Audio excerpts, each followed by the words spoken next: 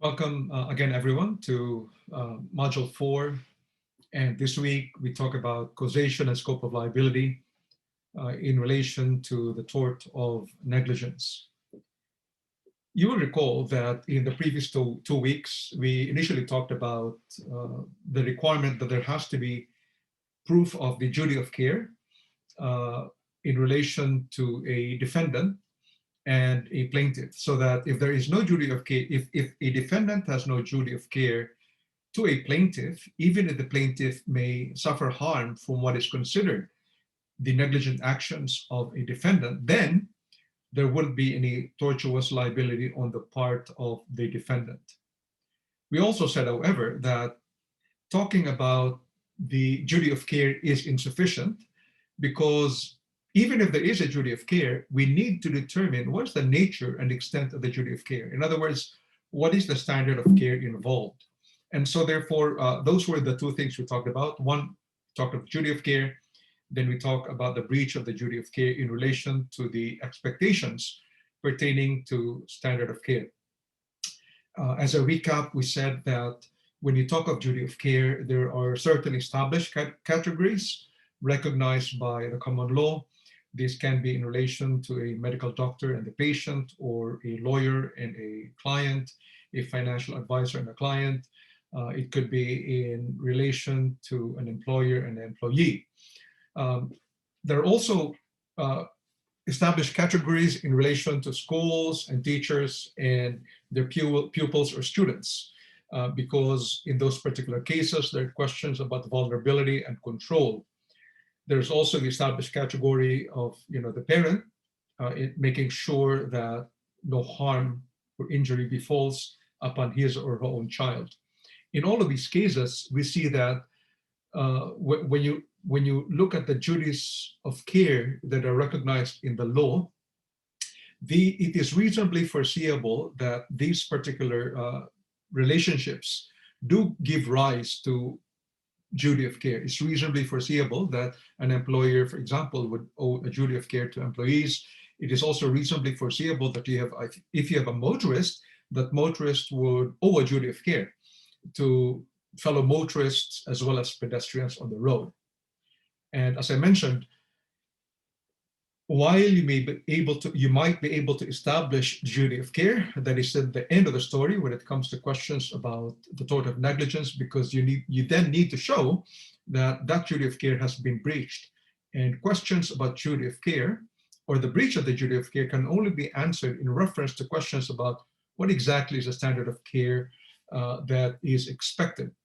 And we said that in terms of the standard of care, we use an objective standard. It is an objective standard in relation to a hypothetical, reasonable person in the position of the defendant. So in other words, you don't make subjective adjustments in relation to who the defendant might be. So even if the defendant might be,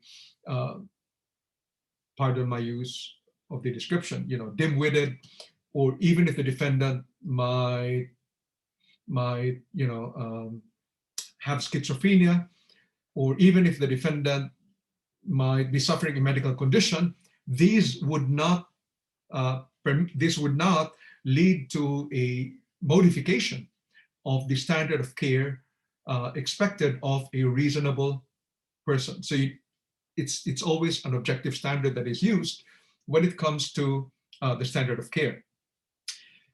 We also said that we have instances where, what if the defendant is a child? So a child, for example, in the playground throwing rocks or playing with the dart, a child who's probably 10 years old, and in the process hurt somebody. Or and in that scenario, the question then arises, what is the reasonable standard, what is the objective standard based on a hypothetical reasonable person?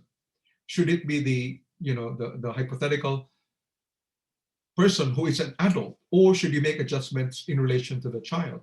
And if you do make some adjustments in relation to the child because the child appears to be young, wouldn't that mean that you're actually modifying the reasonable standard, the standard of care test, which says that it should be based on an objective standard based on a hypothetical reasonable person?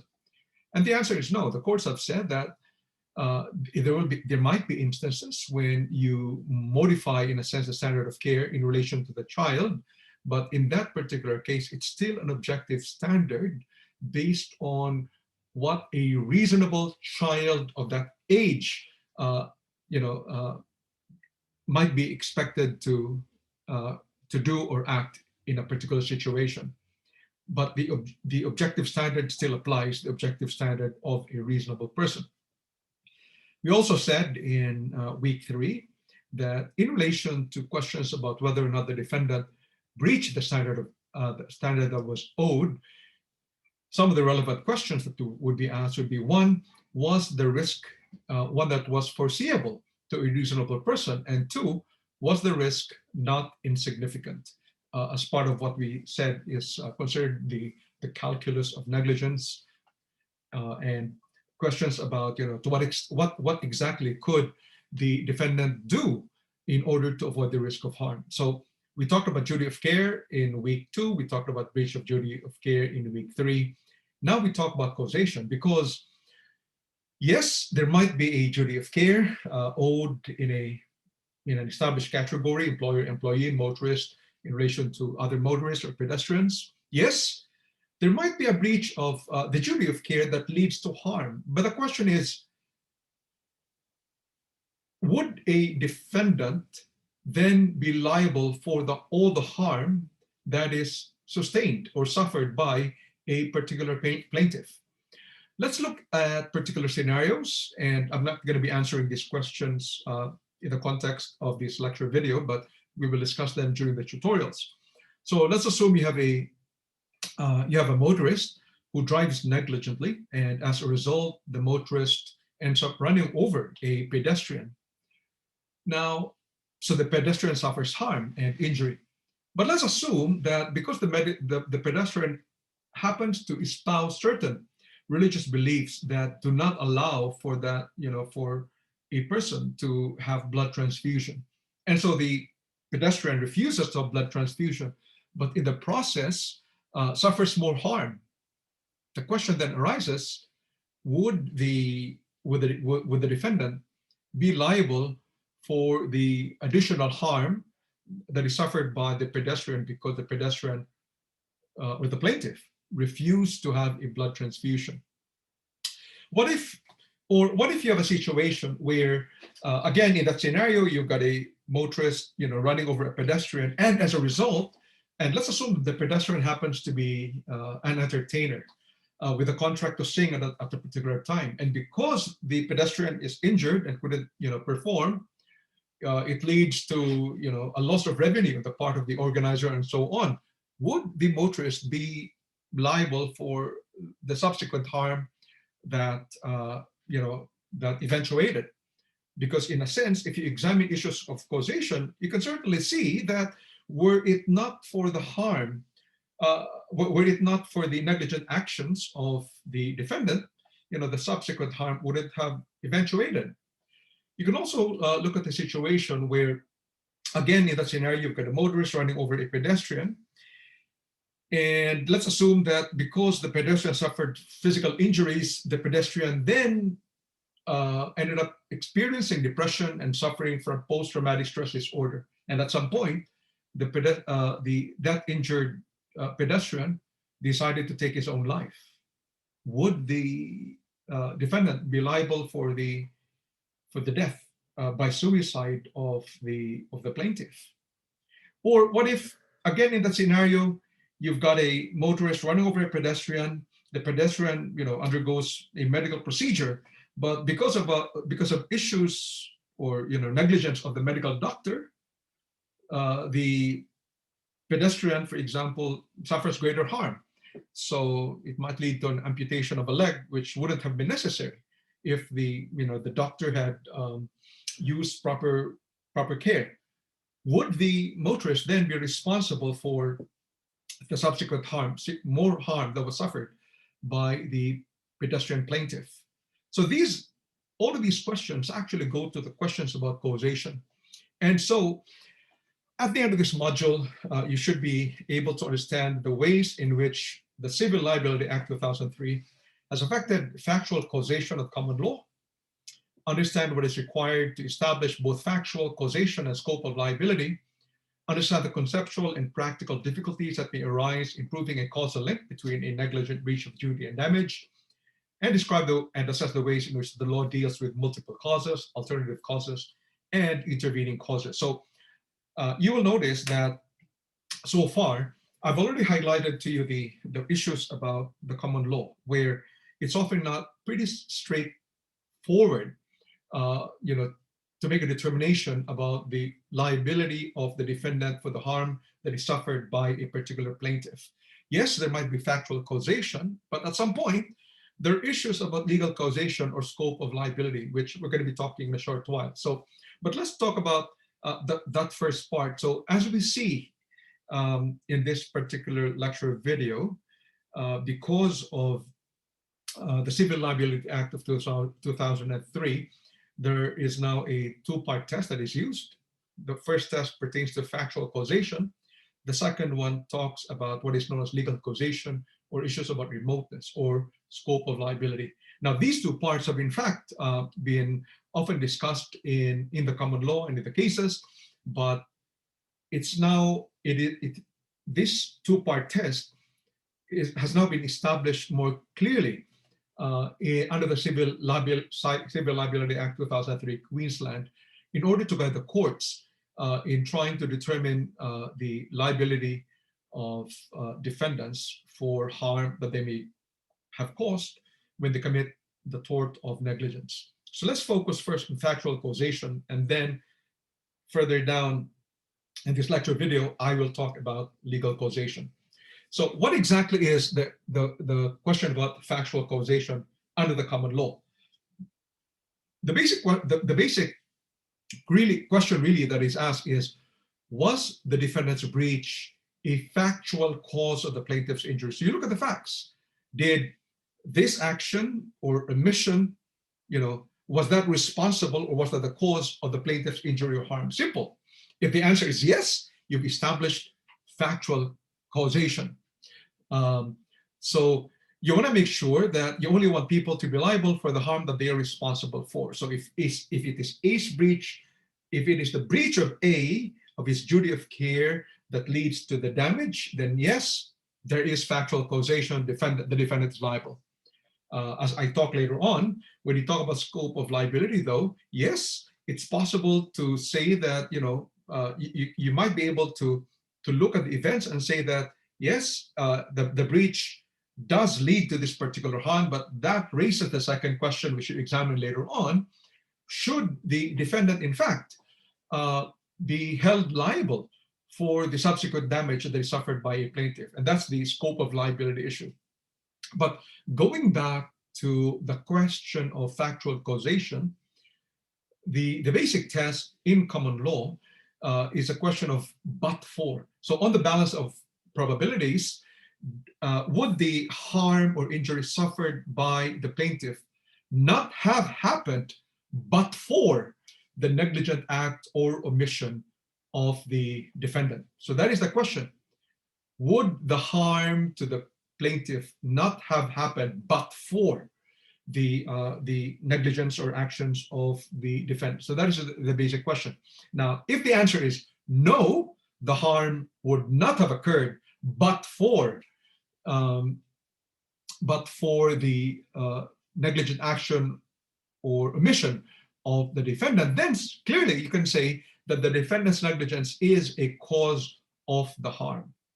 Okay, so we're clear so far. That's factual causation. But as I mentioned earlier, when I gave the scenarios, factual causation issues can really be problematic, right? As I said, a motorist runs over a pedestrian, the pedestrian commits suicide because he suffers from depression or PTSD, or it could be that there are complications, there are medical complications that are then experienced by the pedestrian run over by a motorist because of a negligence by a doctor, or because the pedestrian happened to have religious beliefs that would prohibit the blood transfusion, or as I mentioned, it could also happen that the pedestrian had a contract to sing, and because he suffered injury, he couldn't perform.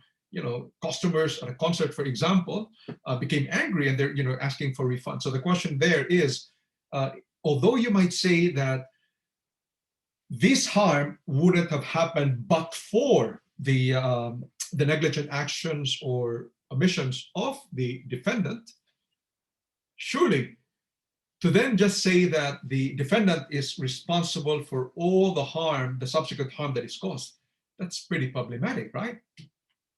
And so as I mentioned, the Civil Liability Act of 2003, Queensland, was enacted by the Queensland Parliament together with a lot of other state parliaments all over Australia. And one of the fundamental principles then is that, according to Section 11, a decision that a breach of duty caused particular harm comprises the following elements. So there are two tests. One, the breach of duty was a necessary condition of the occurrence of the harm, which relates to factual causation. And B, it is appropriate for the scope of the liability of the person in breach to extend to the harm so caused, which talks about scope of liability. We're going to examine letter B later on. We're still focusing on questions of factual causation for now, but it's important to be familiar with Section 11 of the Civil Liability Act 2003 Queensland, because when you are confronted with a case scenario that happened after 2003, and when the Civil Liability Act of 2003 Queensland has already been enacted, you cannot be answering a case or problem solely on the basis of the common law, because we now know that the common law to a great extent has been modified or overridden by the statutory provisions of the Civil Liability Act 2003 Queensland. So you must apply the two-prong test under Section 11 of the Civil Liability Act 2003, although we see that even when we try to interpret, so certainly you have the statutory provisions, right? But they need to be interpreted. What exactly is a necessary condition? What exactly is a breach of duty? So these concepts, of course, need to be interpreted in light of the common law. So the common law doesn't disappear. The common law is still there. It provides guidance to the courts in terms of interpreting what the statutory provisions might mean. Okay, but at its core, when you're confronted with a tort of negligence case scenario, you begin by citing the Civil Liability Act, and then talking about the common law. So for example, the breach of duty, again, when you talk about the breach of duty, you necessarily have to raise the question of, one, was there a duty of care? Two, what is the standard of care that is expected? So that's really just in relation to causation issues that we're looking at Section 11. Okay, so again, in summary, in relation to the Civil Liability Act 2003, if there is a case problem that arises after 2003 and it happens in Queensland, you need to be able to cite and resort to the Civil Liability Act 2003 Queensland. But the way that the statutory provisions of that enactment is applied would strongly be influenced by the common law and the way that the common law interprets certain concepts, such as breach of duty, or what the duty of care might be, or what the standard of care might be. Okay, so let's look at the necessary condition test in operation, following, for example, the Civil Liability Act 2003 Queensland, Section 11. So let's look at the case of Strong versus Woolworths, which involved an individual who was, on her crutches, and as she was walking just outside of Woolies, the end of her crutches hit a greasy chip on the ground, and as a result, she slipped. And when she slipped, she injured her spine. Okay, clear enough, right? So there was a chip, certainly the greasy chip, the chip that you eat. It wasn't Woolies that put it there. We don't even know who was responsible for it. Could have been anyone else. But the question was, is Woolies responsible for the injury, the spinal injury to the plaintiff as a result of one of her crutches making contact with the greasy chip on the ground? The High Court in this particular case said that there was clearly a causal link between the defendant Wooley's negligent failure to implement a cleaning system and the defendant's harm. So in other words, the defendant's harm in ending up with spinal injuries were clearly caused by the negligent actions of Wooley's in failing to implement a cleaning system. And so therefore, the failure of Wooley's to implement a cleaning system was a necessary condition to the harm that was, to the occurrence of the harm that befell the plaintiff. Now, you can contrast this to the case of Adil's Palace versus Mubarak. In this particular case, for example, Adil's Palace is kind of a restaurant or a bar, and there was one time when patrons and customers were there the same. They ended up fighting, and after they fought, they kind of stopped. One of the customers left the premises, but then went back with a gun. And this particular individual, who was obviously a customer of, a patron of Adil's Palace a few minutes earlier, went back with a gun and shot one of the employees, and then shot one of the customers whom he had fought with, a few minutes earlier. Okay, clear enough? So the question then is, was the harm that was suffered by the employee, or the harm specifically, especially the harm suffered by the customer who suffered a gunshot wound, would Adil's Palace be liable for their injuries as well? So in other words, the basic question was the failure of Adil's Palace to implement proper security a necessary condition of the occurrence of the harm that befell the customer who suffered a gunshot wound? So think about it, okay? So because the argument made was that if Adil's Palace had better security, perhaps they had more bouncers, or they implemented a system where anyone with guns wouldn't be allowed, then in that case, the shooting wouldn't have happened, and one of the customers wouldn't have suffered a gunshot wound. Okay, clear enough? However, the High Court ruled in the case of Adil's Palace versus Mubarak that the gunshot wound suffered by one of the patrons, that it wasn't Adil's Palace, that the failure of Adil's Palace to implement so-called additional security wasn't really a necessary condition for the harm, because they couldn't have done anything.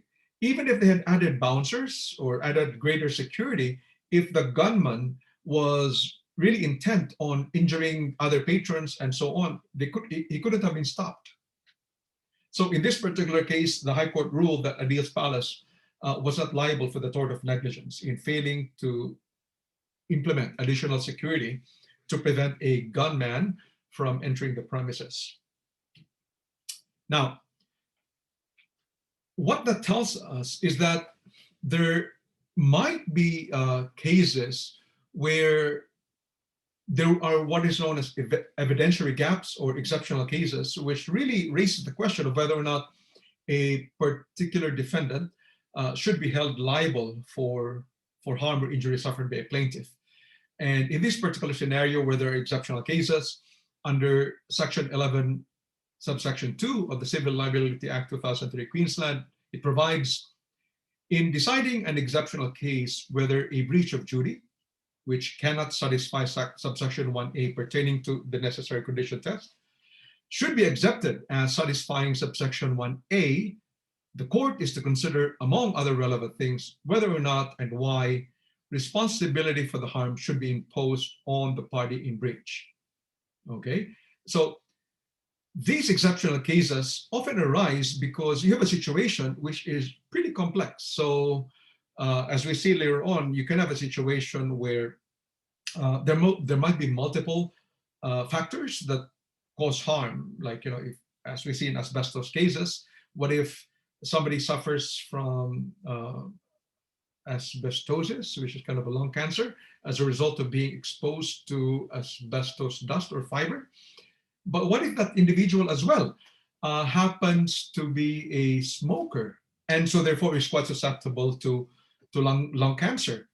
Or what happens if the exposure, if a particular plaintiff might have been exposed to asbestos dust in various locations, who then would be held responsible for the harm? So these are, complex situations, and this is the reason why Section 11, subsection 2 of the CLA was enacted to address this particular scenario. So let's look at some of these cases.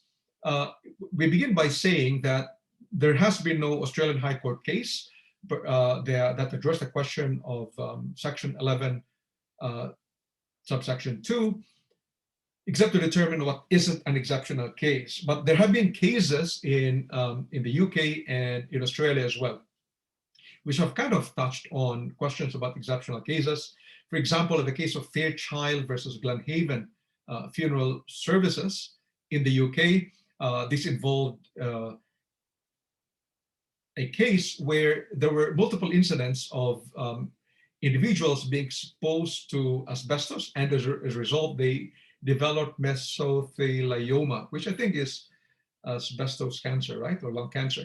Now, the basic issue was that because the plaintiffs had worked for several employers, and in these various work locations, they were exposed to asbestos. It wasn't clear who would be held responsible for the mesothelioma that was then suffered by these workers.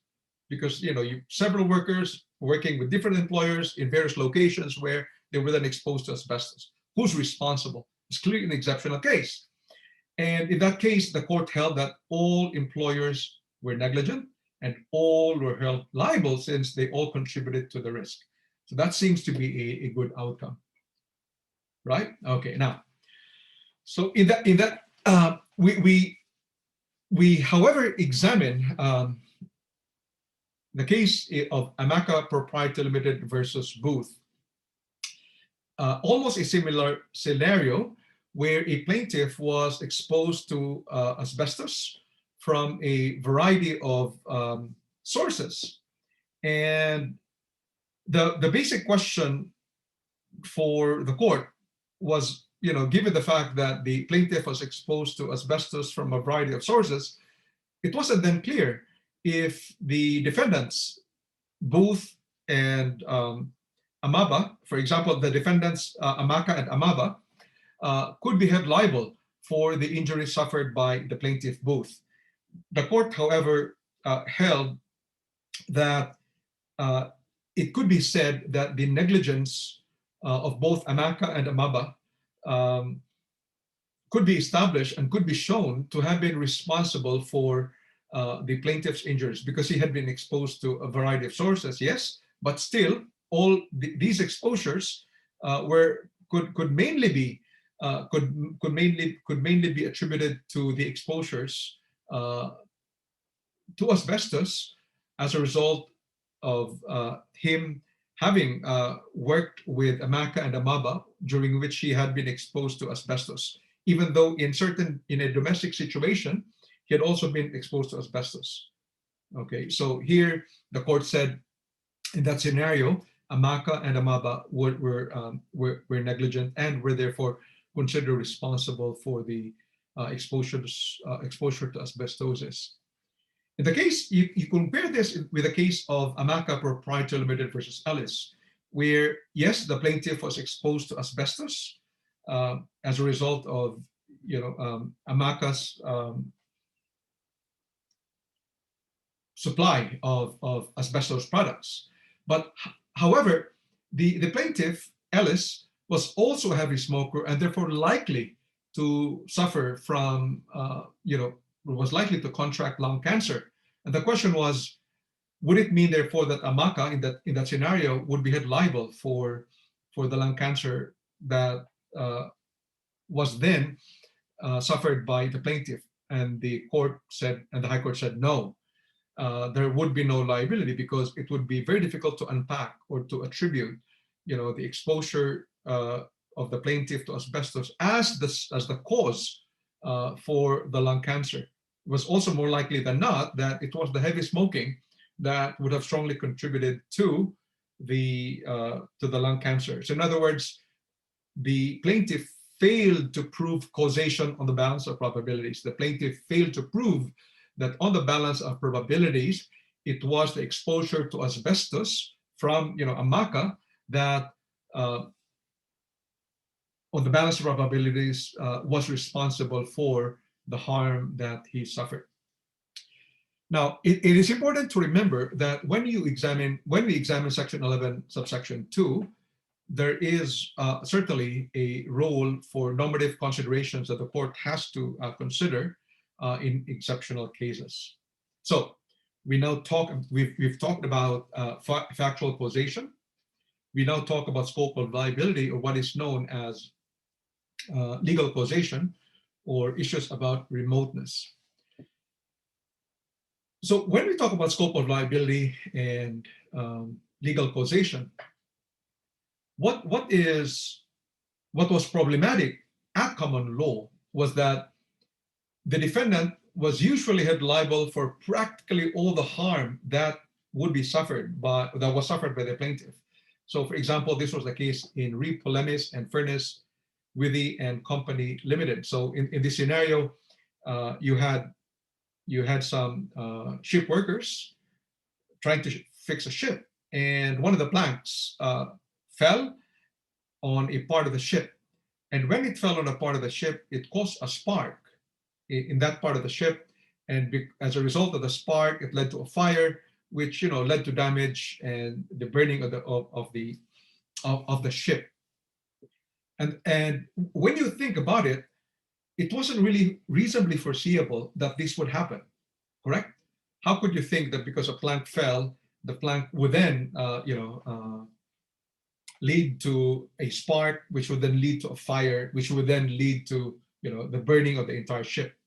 But that was the decision of the court in Remoteness and Furnace, Withy and Company Limited, so that the defendant is practically liable for all the harm that is suffered by the plaintiff, which, as we said, can be pretty problematic, because if that is the case, if you simply look at issues about factual causation, and if all you do is to be able to establish that and if all you do is to say that but for the negligent act or omission of the defendant, this particular harm wouldn't have happened, then there is no limit to the potential scope of liability of a defendant, right? So the scenario I gave, a motorist running over a pedestrian, and the pedestrian happens to have a concert in the next few days, and the concert gets canceled.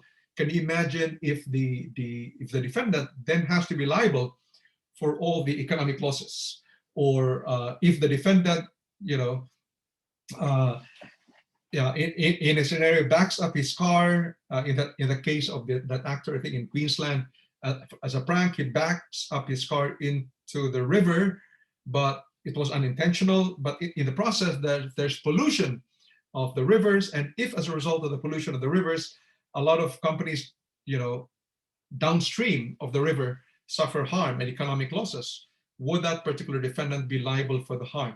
So it becomes problematic. And so there were two wagon mount cases in the UK, and the courts, in the Privy Council in the UK, made a determination to abandon the principle in Remoteness, because there had to be a point where the scope of liability of the defendant had to be limited, because you can't have unlimited liability on the part of a defendant for his negligent action. And for the court in the wagon mount cases, the basic question really was reasonable foreseeability. Was the risk not far-fetched or fanciful? And again, when questions about reasonable foreseeability or scope of liability are raised, what often happens would be normative considerations would have to be taken into account. So again, for example, when you look at the wagon mount case, again, this involved shipping vessels. So in one of the wagon mount cases, which happened in Sydney Harbor, for example, in Australia, there had been the defendant had been responsible for an oil leak in one of their ships. And because of the oil leak, it went to that part where the wagon mount and other ships were berthed. And at the time, because there were repairs on the wagon mount ships and other ships, they were welding, they were doing repairs and trying to weld certain parts of these ships. The ones who were welding and the managers were thinking, should we stop, welding, given the fact that there seems to be oil that was quite visible along the, on the Sydney Harbor. But they were thinking that, it's probably not going to happen because you'd need a high level of heat in order to cause the oil to, how do you call it, to lead to combustion and therefore to have a fire. As it happened, however, when they decided, when the ship workers or the welders continued to do their work, there was a spark, there was a cotton ball, but somehow the cotton ball ignited, and that led to a fire that damaged the wagon mount ships as well as other ships in that area. And so the question for the Privy Council was whether or not the defendant could be held liable for all the the injury, for all the damage to the Sydney Harbor or the ships that were berthed in that area. And the Privy Council, in rejecting re-polemic, said that no, the defendant should not be held liable because it couldn't have reasonably foreseen that its actions in spilling the oil would lead to, a spark to one of the cottons with a spark falling onto that oil, which would then lead to a fire, and then the fire, would then end up destroying all the ships. It wasn't reasonably foreseeable. So in that case, the defendant was not held liable because the risk of fire was clearly far-fetched or fanciful, and it couldn't be it wasn't reasonably foreseeable on the part of the defendant that spillage of the oil would lead to the fire.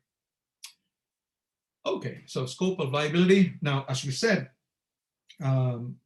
the Queensland Parliament enacted the Civil Liability Act, particularly Section 11(1)(b) as the second limb of the questions on causation, so that under that particular provision, a decision that a breach of duty caused particular harm comprises the following elements: A, factual causation, but B, that it is appropriate for the scope of the liability of the person in breach to extend to the harm so caused. So there is that normative question about scope of liability. Would it be appropriate for the scope of the liability of the person in breach to extend to the harm so caused? That is a question of, that is a legal causation question, that is a scope of liability question. So in the scenario I gave earlier of a motorist running over a pedestrian who then couldn't perform in a concert, should the defendant be held liable for the loss of revenues because the motorist couldn't perform? That's questions about scope of liability. Now, when we examine scope of liability in Section 11(1)(b) of the Civil Liability Act, these are considered, obviously, you have questions of tests for remoteness. Is this particular harm or risk remote, or was it something that was reasonably foreseeable? We also talk about the eggshell skull rule, which means that you deal with the plaintiff as he is. If somehow, because of your actions, because of your negligence, the plaintiff fell on the ground, and ordinarily, when if you have an ordinary person wouldn't happen to suffer a major fracture of the skull. But if the plaintiff happened to have an eggshell skull, meaning it's a very soft skull, would the defendant then be liable for the harm suffered by the plaintiff? And the answer is yes, because you take the defendant, you take the plaintiff as he is. And what about issues about intervening acts, which we discuss later on, and legal causes of harm? So we're going to look at that actually down in this particular video. So in Section 11, subsection 4 of the Civil Liability Act, for the purposes of designing the scope of liability, the court is to consider, among other relevant things, whether or not and why responsibility for the harm should be imposed on the party who was in breach of the duty. So the court has to make a determination. The court has to consider whether or not and why. So these are obviously policy questions as well, or normative questions, whether or not and why a particular party or a defendant should be held responsible for the harm. Okay, so let's talk about remoteness. So the case of overseas tank ship UK versus Morse Dock and Engineering Company number 1. This was the wagon mounts case, which I discussed just a few minutes ago. And in this particular case, the Privy Council held that in rejecting the re polemis case, the Privy Council held that the type of damage that a defendant can be held liable for must only be in relation to that type of damage that is foreseeable. Okay, so it doesn't include damage that can be considered remote. In the case of Mount Isa Mines versus Pussy, did I pronounce it correctly? Pussy? Yep. So in that particular scenario, the plaintiff suffered schizophrenia after assisting a workmate who was electrocuted. The High Court ruled that the defendant employer was actually liable. So can you imagine in a workplace setting where a workmate, suffered electrocution, but that then led to harm to a plaintiff who then suffered schizophrenia because he had assisted his workmate who was electrocuted. The question is, would the employer be held liable for the schizophrenia and other harm that was suffered by the plaintiff? And the High Court said, yes, the defendant employer was liable. It was sufficient that the schizophrenia came within the class of injury that could be foreseen. So it was foreseeable that when you have an employee that suffers injury in a workplace setting, for example, and you have other employees providing assistance, and the employees who provide assistance then suffer nervous shock or PTSD or depression, then it is reasonably foreseeable that this is the type of harm that could eventuate to employees who are exposed to certain forms of disturbing incidents in a workplace setting. You will also know that this particular scenario often happens a lot to soldiers and policemen in Australia, where they are exposed to violent incidents and events, and as a result, they suffer PTSD. And the ruling has always been that in these particular cases, the employer will be held liable for the harm or injury suffered to the plaintiff. In Hughes versus Lord Advocate, it is the Privy Council ruled that the precise causal sequence need not be foreseeable for as long as the general type of damage is foreseeable. So, for example, if there's a negligent action, it may not be foreseeable that this particular harm will eventuate.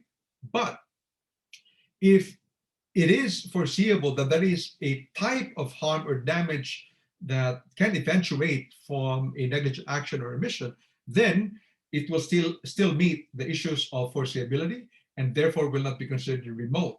And hence, in that particular case, issues of requirements about legal causation would have been met. In the case of State Railway Association of New South Wales versus Yu Mei Chu, this was disturbing in a sense that the plaintiff had tripped at the train station, which was managed by the State Railway Association of New South Wales. She broke her ankle. And because of her injury, what had then happened was that at some point, she was sexually assaulted by a third party, and she suffered not just physical injuries, but psychiatric injury as a result. Her argument was, were it not for the injuries she sustained at the train station, she would have been able to fend off the sexual attack. So the question was it reasonably foreseeable, and would legal causation issues be met in that particular scenario, so that the State Railway Authority would then be held liable for the psychiatric harm that was suffered by the plaintiff. The New South Wales Court of Appeal, however, ruled that it was not reasonably foreseeable that her immobilization, or her inability to use her ankle, would then expose her to criminal sexual assault. You can reasonably foresee that.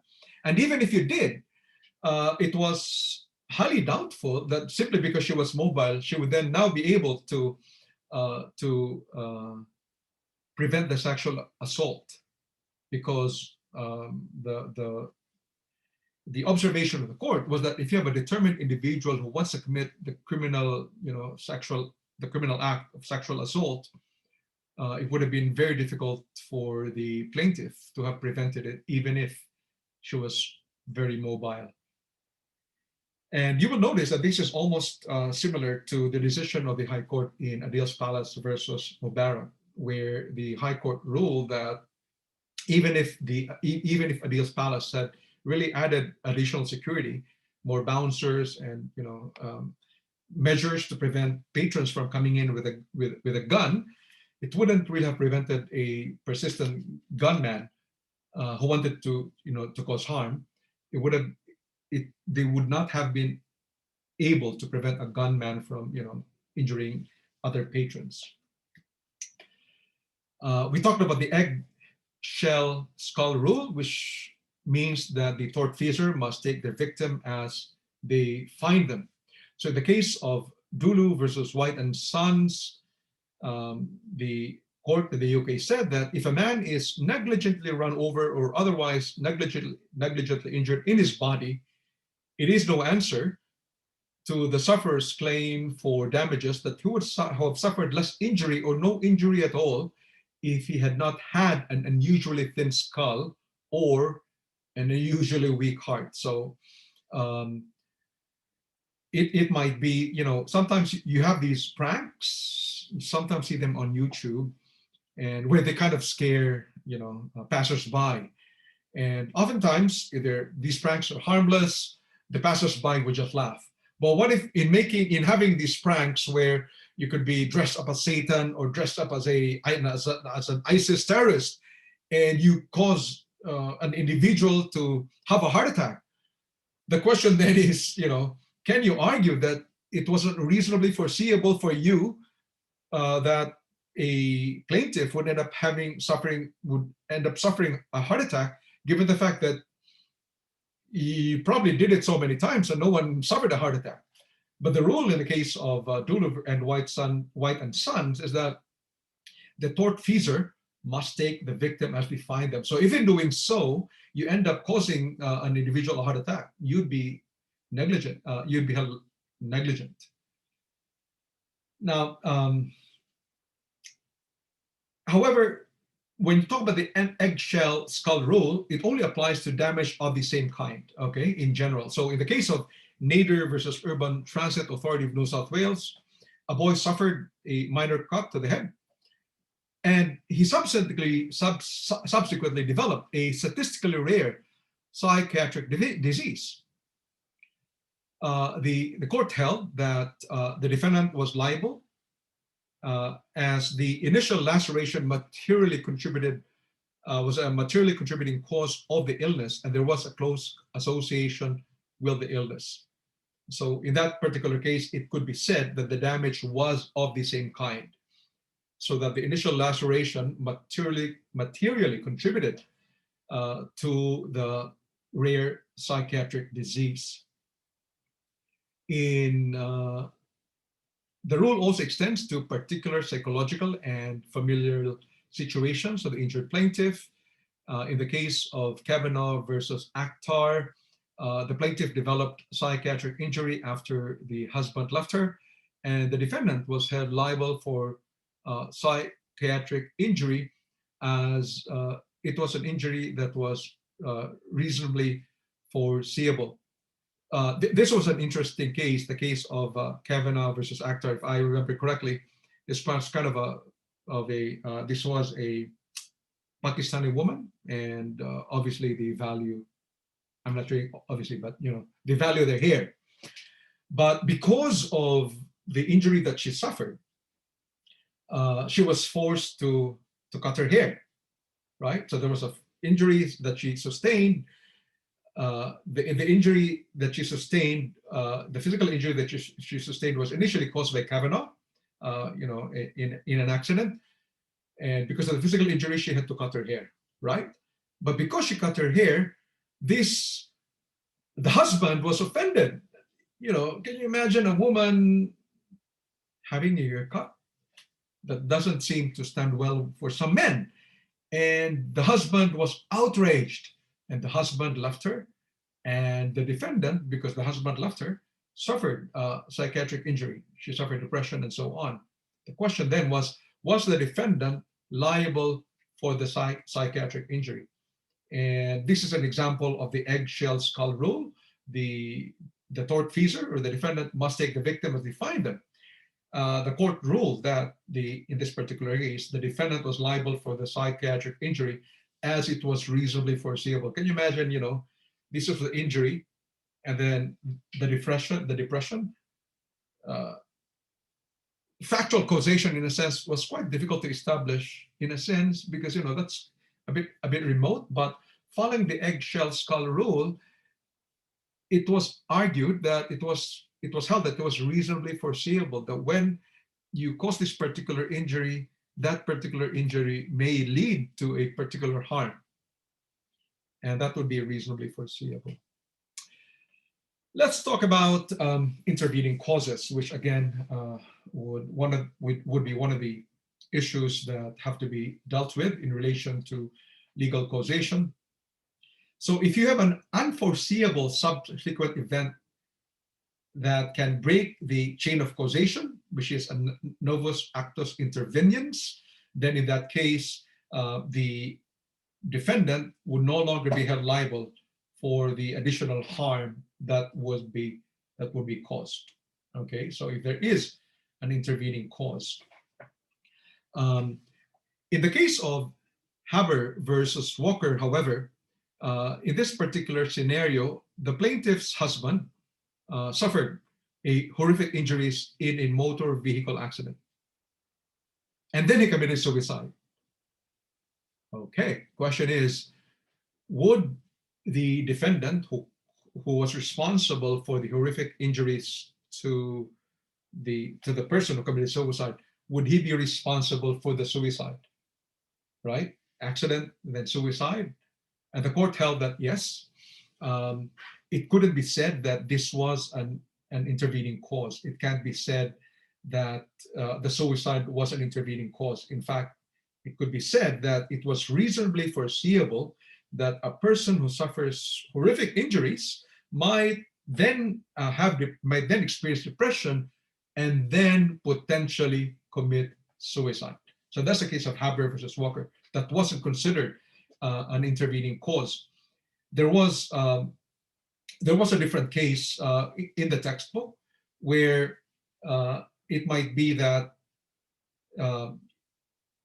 a person, for example, who has been drinking, perhaps as a result of the negligence on the part of a bar, then suffer serious injuries from a fall, and as a result of having fallen on the ground, what if that person then commits suicide? It doesn't necessarily follow that it can be considered that the suicide from a fall It can't be said that somebody who suffers a fall will necessarily commit suicide.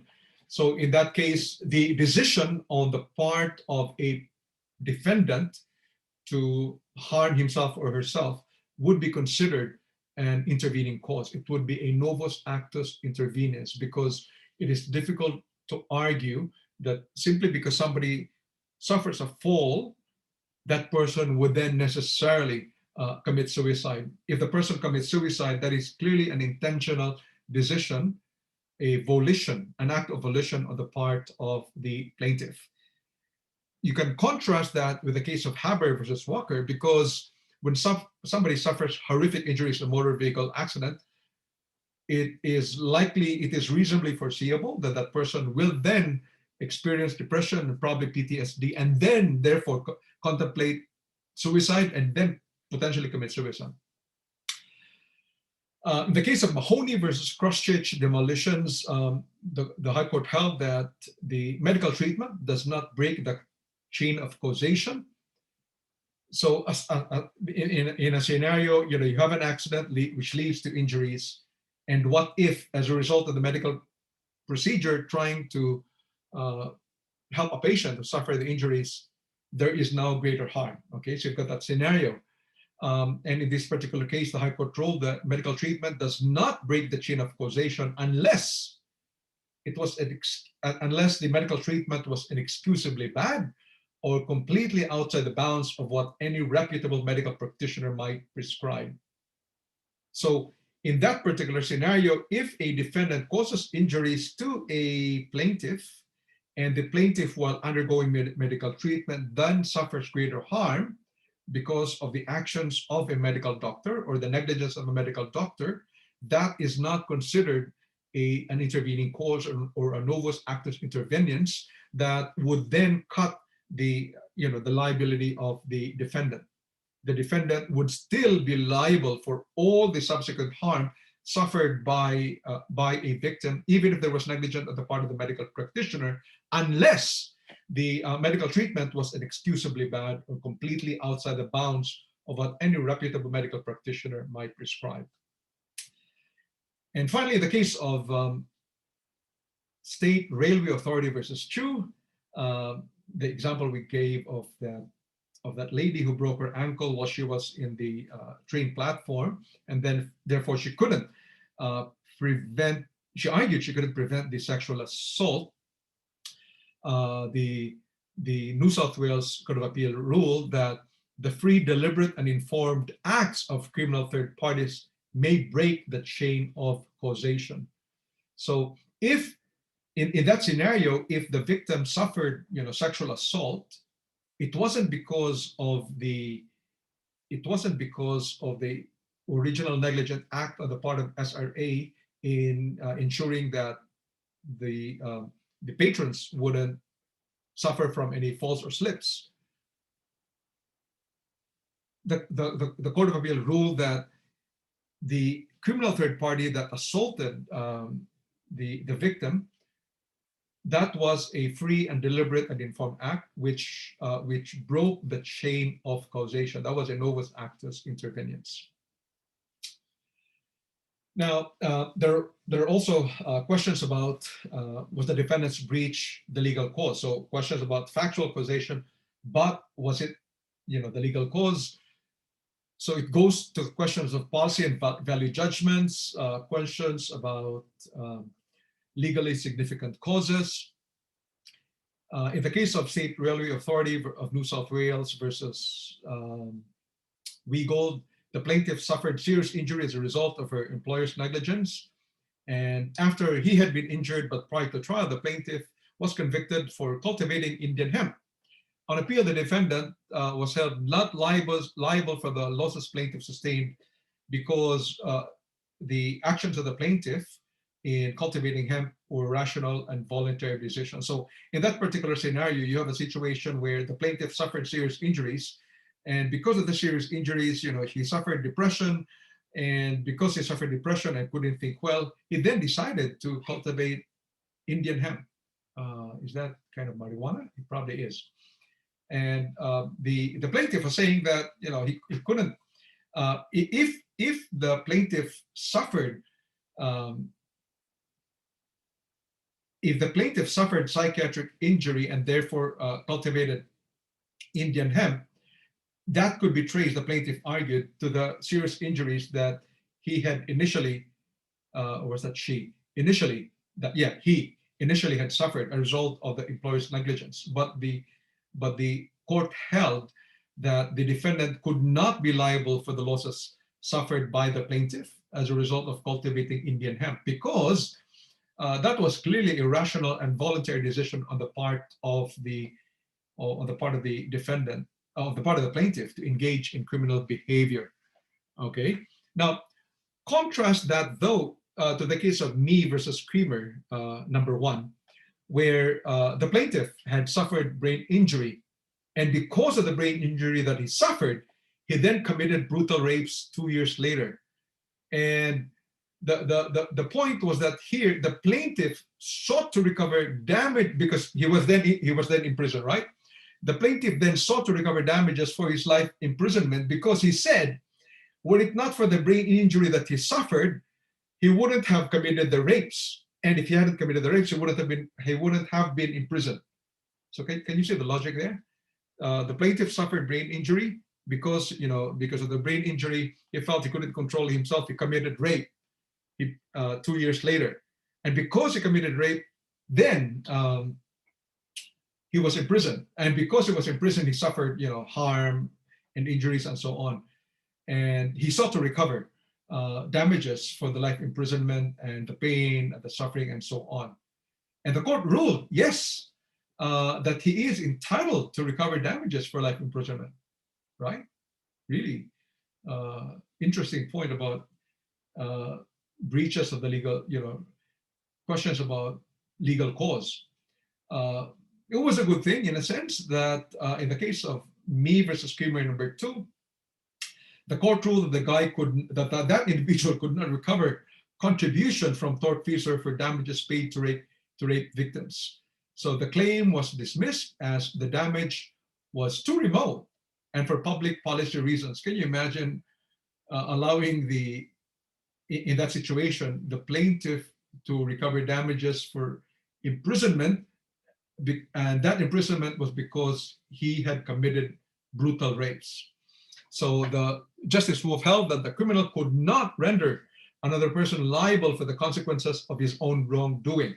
There is, in fact, a lot of legislation in Australian parliaments, in Australian states now, which prohibit the recovery by prisoners for tortuous damages.